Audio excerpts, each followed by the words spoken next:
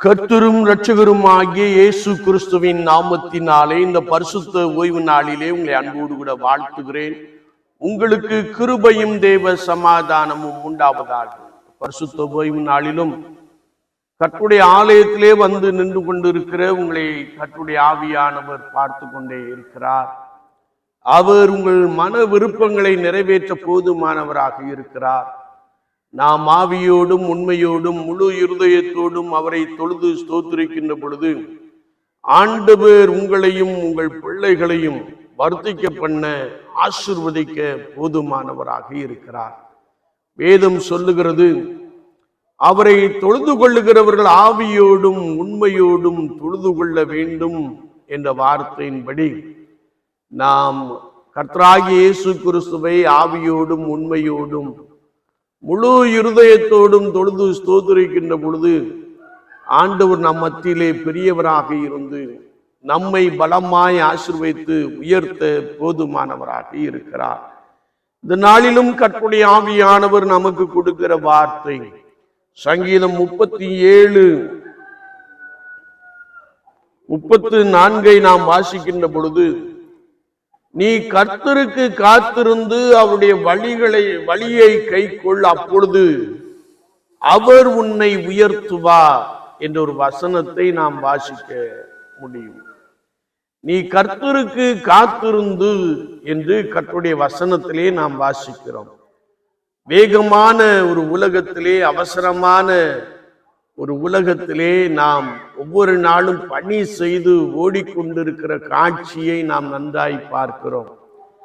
அநேகர் சமயமில்லாதபடிக்கு தீராத உழைப்பினாலே உயர்வை பெற்றுக்கொள்ள வேண்டும் என்று சொல்லி ராப்பகலாக தூங்காமல் ஓடுகின்ற உழைக்கின்ற கூட்டத்தாரை நாம் பார்க்க முடியும்.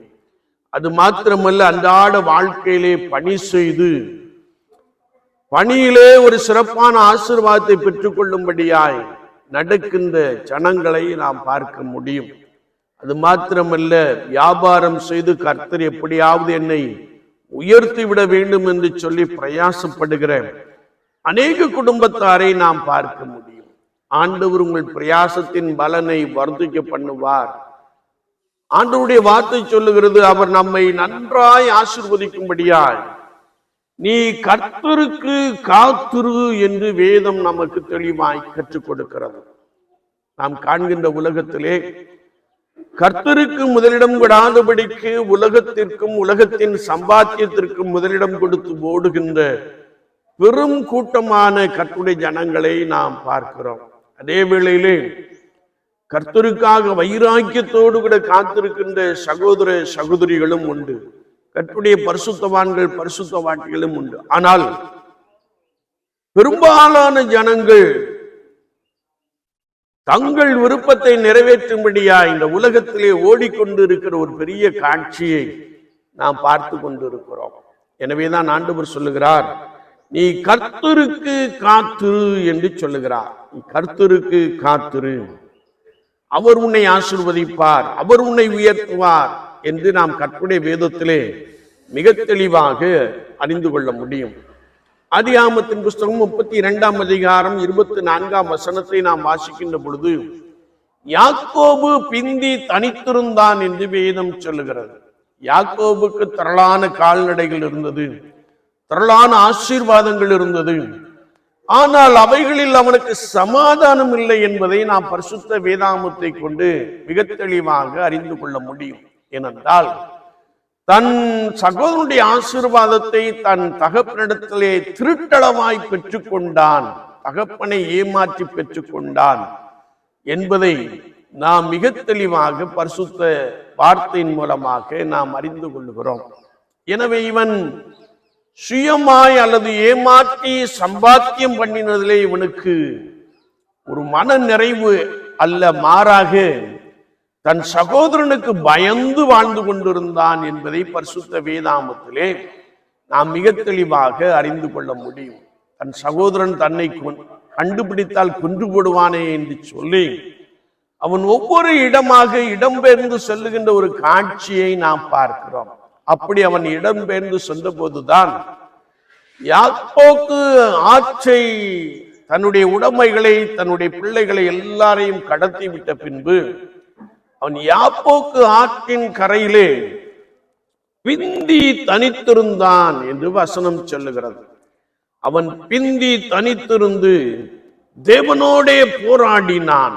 வேதத்தை நாம் வாசிக்கின்ற பொழுது அவன் ராம் முழுவதும் தேவனோடே போராடி, தேவரீர் நீர் என்னை ஆசீர்வதித்தால் ஒழிய நான் உம்மை போக விடேன் என்று சொல்லி ராம் முழுவதும் ஆண்டவரோடு கூட போராடினான் என்பதாக நாம் பரிசுத்த வேதாகமத்திலே மிக ஆழமாக அறிந்து கொள்ள முடியும். ஆண்டவரே, நீர் என்னை ஆசீர்வதிக்க வேண்டும். என்னுடைய சம்பாத்தியங்களிலே எனக்கு சமாதானம் இல்லை, எனக்கு மகிழ்ச்சி இல்லை. ஆனால் நீர் என்னை ஆசீர்வதிக்கின்ற பொழுது ஆண்டவர் ஒரு பெரிய சமாதானத்தை கொடுக்கிறீர் என்ற நம்பிக்கையோடு விட அவன் ராம் முழுவதும் போராடினான். ஆண்டவரே, நீர் என்னை ஆசீர்வதியும். ஆண்டவர் அவனை பார்த்து, உன் பேர் என்ன என்று கேட்ட மாத்திரத்திலே அவன், என் பேர் யாக்கோபு என்று சொல்லுகின்ற ஒரு வார்த்தையை நாம் வாசிக்க முடியும். அது மாத்திரமல்ல, ஆண்டவர் அவனை பார்த்து, இனிமேல் உன்னுடைய பேர் இஸ்ரவேல் என்று சொல்லுகின்ற ஒரு வசனத்தையும் நாம் வாசிக்க முடியும். வேதம் சொல்லுகிறது, ராம் முழுவதும் தேவனோடு கூட போராடின யாக்கோபை ஆண்டவர் அங்கே அவனை ஆசீர்வதித்தார். அவன் கர்த்தரிடத்திலிருந்து மிகப்பெரிய ஆசீர்வாதங்களை, மிகப்பெரிய சமாதானத்தை, மிகப்பெரிய மகிழ்ச்சியை பெற்றுக் கொண்டான். வேதம் சொல்லுகிறது, அடுத்த அதிகாரத்தை நாம் வாசிக்கின்ற பொழுது, ஏசா தூரத்தில் வருகிறதை யாக்கோபு கண்டு, ஏசாவும் யாக்கோபை கண்டு இருவரும் ஒருவரை ஒருவர் கட்டிக்கொண்டு ஒப்புரவாகி அழுதார்கள் என்று வசனம் நமக்கு மிக தெளிவாக கற்றுக் கொடுக்கிறது. என்னை கேட்டுக்கொண்டிருக்கிற என் அன்பு சகோதரனே, சகோதரியே, விசுவாச வாழ்க்கையிலே நாம் கர்த்தருக்கு காத்திருக்கின்ற பொழுது, ஆண்டவரே என்னை ஆசீர்வதியும், ஆண்டவரே என் பிள்ளைகளை ஆசீர்வதியும் என்று சொல்லி நாம் கர்த்தருக்கு காத்திருக்கின்ற பொழுது கர்த்தர் நம்மை ஆசீர்வதிக்கிறார் என்று வசனம் மிக தெளிவாக கற்றுக் கொடுக்கிறது. ஒவ்வொரு நாளும் கர்த்தருடைய ஆசீர்வாதத்தை சுதந்திரத்துக் கொள்ளும்படியாய் நாம் கர்த்தருக்கு முன்பதாக காத்திருக்க வேண்டும் என்பதை குறித்து வார்த்தை மிக தெளிவாக ஆழமாக கற்றுக் கொடுக்கிறதை நாம் அறிந்து கொள்ள முடியும். அதற்கு பின்பு ஏசாவும் யாக்கோபும் ஒருவரோடு ஒருவர் ஒப்புரவானார்கள், ஒருவரை ஒருவர் கட்டி அழுது கொண்டார்கள், ஆனந்த கண்ணீர் வடித்தார்கள். அதற்கு பின்பு யாக்கோபு மிகுந்த சமாதானத்தோடு கூட வாழ்ந்தான் என்பதை நாம் பரிசுத்த வேதாகமத்தின் மூலமாக மிக தெளிவாக நாம் அறிந்து கொள்ள முடியும். இன்னும் நாம் எபிரேயர் நிருபம் 6ஆம் அதிகாரம் 15ஆம் வசனத்தை நாம் வாசிக்கின்ற பொழுது, ஆபிரகாம் பொறுமையோடே காத்திருந்தான் என்று கர்த்தருடைய வசனம் சொல்லுகிறது. ஆபிரகாமுக்கு திரளான சம்பத்துகள் காணப்பட்டது. ஆண்டவர் ஆபிரகாமை பார்த்து, ஆபிரகாமே பயப்படாதே, நான் உனக்கு மகாபலனும் கேடகமாய் இருக்கிறேன் என்று சொன்னார். ஆபிரகாம் ஆண்டவரை பார்த்து, அடியேனுக்கு என்ன தருவீர், நான் பிள்ளை இல்லாதிருக்கிறேனே என்று ஆண்டவரை நோக்கி கேட்கின்ற ஒரு கேள்வியை நாம் இங்கே வாசிக்க முடியும். உடனே ஆண்டவர் சொன்னார், உன் கற்ப பிறப்பானவனே உனக்கு சுதந்திரவாளியாய் இருப்பான் என்று சொன்ன மாத்திரத்திலே ஆபிரகாம் கர்த்தரை நம்பி விசுவாசித்தான். வேதத்திலே நாம் வாசிக்கின்ற பொழுது ஆபிரகாம் 100 வயதுடையவனாக காணப்பட்டான். சாராளின் கற்பம் செத்து போயிற்று. என்றாலும் வாக்குத்தத்தம் பண்ணினவர் வல்லவர், வாக்குத்தத்தம் பண்ணினவர் வாக்குத்தத்தத்தை நிறைவேற்ற போதுமானவராக இருக்கிறார் என்று சொல்லி ஆபிரகாம் பொறுமையோடு காத்திருந்தான் என்று வேதம் சொல்லுகிறது. அவன் பொறுமையோடு காத்திருந்து ஈசாக்கை பெற்றுக்கொண்டான், ஈசாக்கை சுதந்திரவாளியாக கொண்டான் என்பதை நாம் பரிசுத்த வேதாகமத்தில் மிக தெளிவாக அறிந்து கொள்ள முடியும். ஆபிரகாமை குறித்து வேதம் சொல்லுகிறது, அவன் திரளான ஜாதிகளுக்கு தகப்பனாவதற்கு ஏதுமில்லாதிருந்தும் ஆண்டவர் சொன்ன வாக்குத்தத்தத்தை நம்பிக்கையோட விசுவாசித்தான் என்று வசனம் சொல்லுகிறது. நம்பிக்கையோட விசுவாசித்தான். ஒருவேளை வேதம் சொல்லுகிறது, அவன் முழு நிச்சயமாய் நம்பி வாக்குத்தத்தம் பண்ணினவர் நிறைவேற்ற வல்லவர் என்று நம்பி அவன் வாக்குத்தத்தத்தை சுதந்திரத்துக் கொண்டான். பொறுமையோடே காத்திருந்து அவன் ஈசாக்கை பெற்றுக் கொண்டான் என்பதை பரிசுத்த வேதாமத்தின் மூலமாக நாம் மிக தெளிவாக அறிந்து கொள்ள முடியும். என்னை கேட்டுக்கொண்டிருக்கிற என் அன்பு சகோதரனே, சகோதரியே, நீ கர்த்தருக்கு காத்திருக்கின்ற பொழுது கர்த்தர் உன்னை ஆசீர்வதிக்க போதுமானவராக இருக்கிறார். கர்த்தர் உனக்குள்ளே பெரிய அற்புதங்களை செய்ய போதுமானவராக இருக்கிறார். நீ நம்பிக்கையோடு விசுவாசத்தோடு கர்த்தரையே நோக்கி காத்திருக்கின்ற பொழுது அவர் ஆராய்ந்து முடியாத பெரிய காரியங்களை, எண்ணி முடியாத அதிசயங்களை உன்னுடைய வாழ்க்கையிலே செய்ய போதுமானவராக இருக்கிறார். அது மாத்திரமல்ல, அப்போஸ்தலர் 1:5 நாம் வாசிக்கின்ற பொழுது பிதாவின் வாக்குத்தத்தம் நிறைவேற காத்திருங்கள் என்று வசனம் சொல்லுகிறது. உயிர்த்தெழுந்த இயேசு கிறிஸ்து தம்முடைய அப்போஸ்தலரோடு கூட 40 நாள் அளவும் தம்மை காண்பித்தார் என்று நாம் கர்த்தருடைய வேதத்திலே வாசிக்க முடியும். அப்படி தம்மை வெளிப்படுத்தின அவர் பிதாவின் வாக்குத்தத்தம் நிறைவேற காத்திருங்கள் என்று சொன்னார். பிதாவின் வாக்குத்தத்தம் என்ன? வேதத்தை நாம் வாசிக்கின்ற பொழுது, நான் போவேன், நான் போய் வேறொரு தேற்றவாளனை அனுப்புவேன், பரிசுத்த ஆவியானவரை அனுப்புவேன், அதை நீங்கள் பெறுவதற்காக காத்திருக்க வேண்டும் என்பதை குறித்து வசனம் மிக தெளிவாக கற்றுக் கொடுக்கிறது.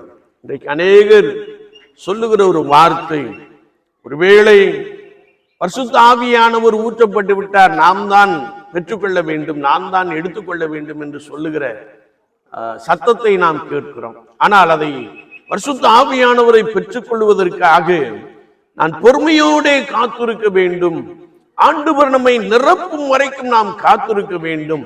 இதே அப்போஸ்தலர் 1:8 நாம் வாசிக்கின்ற பொழுது, பரிசுத்த ஆவி உங்களிடத்தில் வரும்போது நீங்கள் பலன் அடைந்து எனக்கு சாட்சிகளாய் இருப்பீர்கள் என்ற வசனத்தின்படியே பரிசுத்த ஆவியானவர் நம்மேல் ஊற்றப்படும் மட்டும் நாம் பொறுமையோடே காத்திருந்து பரிசுத்த ஆவியானவரை பெற்றுக் கொள்ளுகின்ற பொழுது நான் வாழுகின்ற சமுதாயத்திலே பலத்த சாட்சி உடையவர்களாக காணப்படுகிறோம் என்பதை குறித்து வசனம் நமக்கு மிக தெளிவாக கற்றுக் கொடுக்கிறது.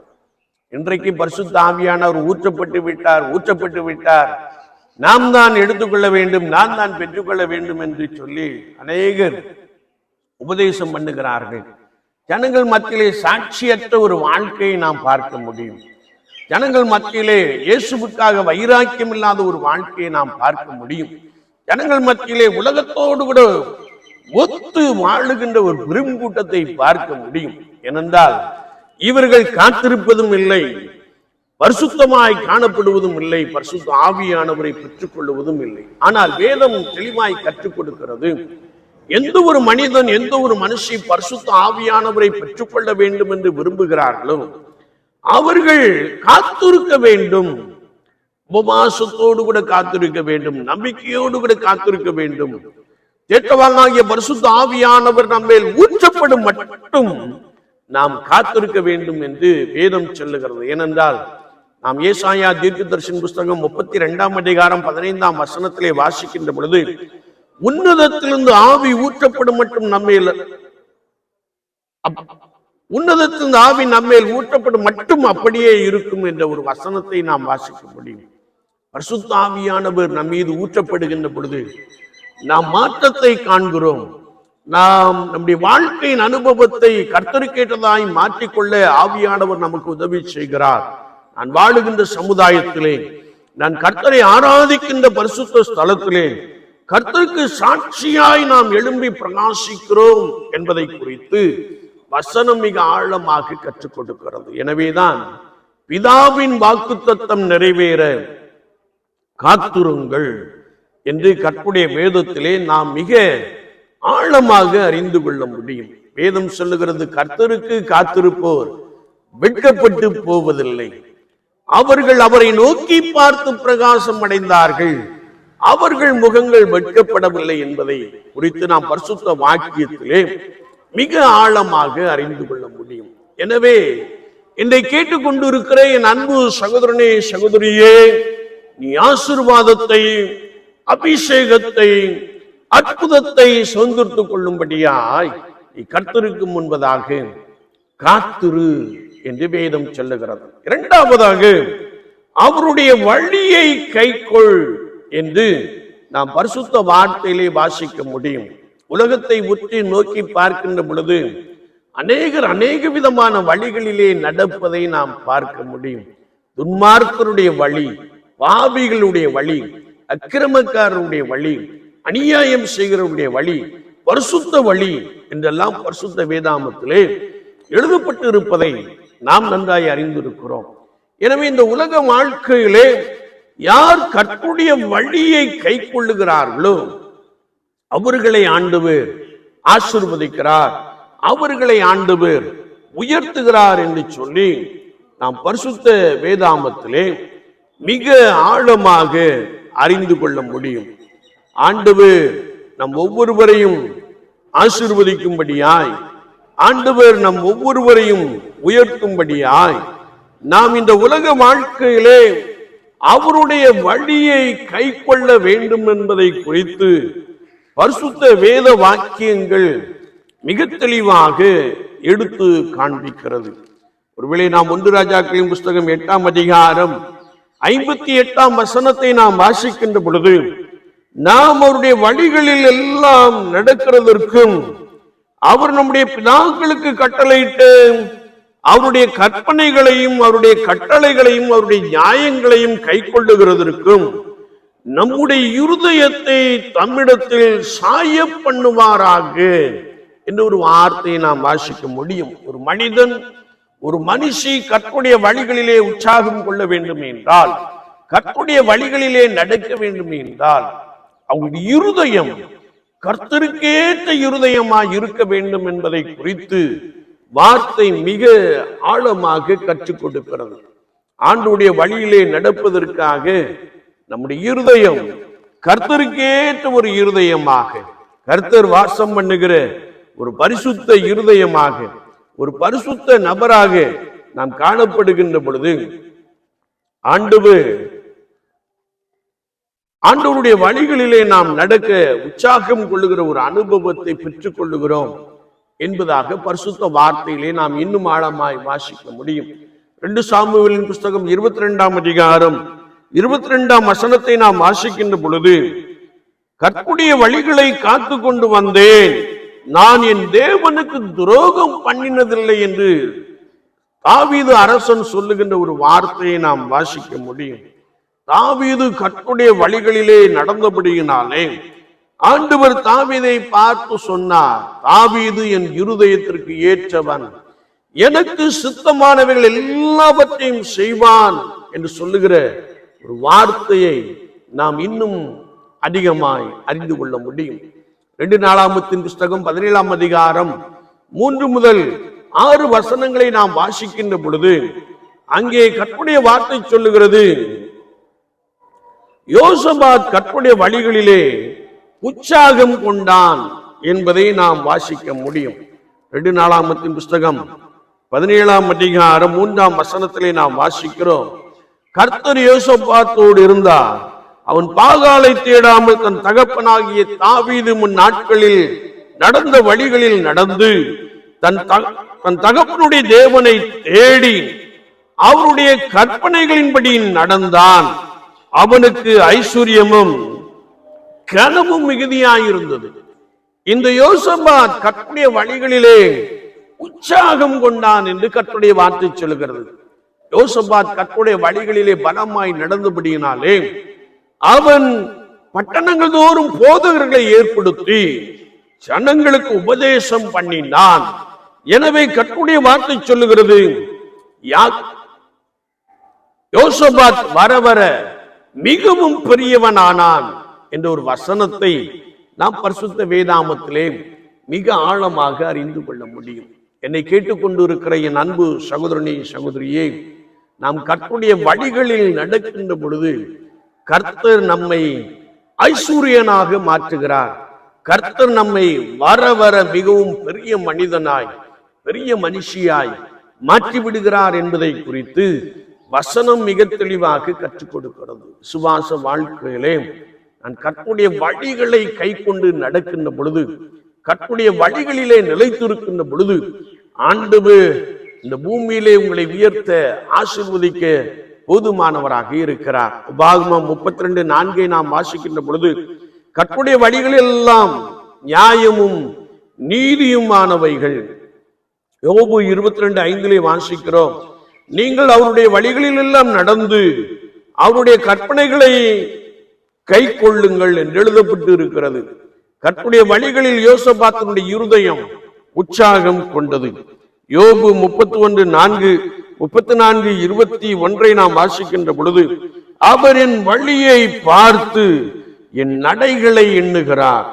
அவருடைய கண்கள் மனுஷனுடைய வழிகளை நோக்கி இருக்கிறது என்று கர்த்தருடைய வசனத்திலே நாம் மிக தெளிவாக அறிந்து கொள்ளுகிறோம். என்னை கேட்டுக்கொண்டு இருக்கிற என் அன்பு சகோதரனே, சகோதரியே, கர்த்தருடைய கண்கள் நம்மேல் நோக்கமாயிருக்கிறது. கர்த்தர் நம்முடைய ஒவ்வொரு நடைகளையும் அறிந்திருக்கிறார் என்று பரிசுத்த வார்த்தை மிக தெளிவாக கற்றுக் கொடுக்கிறது. எனவே இந்த பூலோக வாழ்க்கையிலே நம்முடைய வழி கர்த்தருக்கு பிரியமான வழியாய் காணப்படுகின்ற பொழுது, நம்முடைய வழி கர்த்தருடைய வழிகளிலே உற்சாகம் கொள்ளுகின்ற பொழுது, நம்முடைய இருதயம் கர்த்தரையே சார்ந்து அவருக்கு பிரியமானது செய்ய நாடுகின்ற பொழுது, ஆண்டவர் இந்த பூமியிலே உன்னை உயர்த்தி ஆசீர்வதிக்க போதுமானவராக இருக்கிறார். எனவேதான் கர்த்தருடைய வார்த்தையிலே நாம் வாசிக்கிறோம், நீ கர்த்தருக்கு காத்திருந்து அவருடைய வழியை கைக்கொள், அப்பொழுது நீ பூமியை சுதந்திரித்துக் கொள்வதற்கு அவர் உன்னை உயர்த்துவார் என்று வேதம் சொல்லுகிறது. இந்த உலக வாழ்க்கையிலே நாம் நன்றாய் ஆசீர்வதிக்கப்பட வேண்டுமே என்றால் ஒவ்வொரு நாளும் கர்த்தருக்கு முன்பதாக காத்திருப்போம். பரிசுத்த வேதாமத்தை நன்றாய் வாசித்து தியானம் பண்ணுவோம். கர்த்தரை நோக்கி விண்ணப்பம் பண்ணுவோம். முதலாவது தேவனுடைய ராஜ்யத்தையும் அவருடைய நீதியும் தேடுவோம்.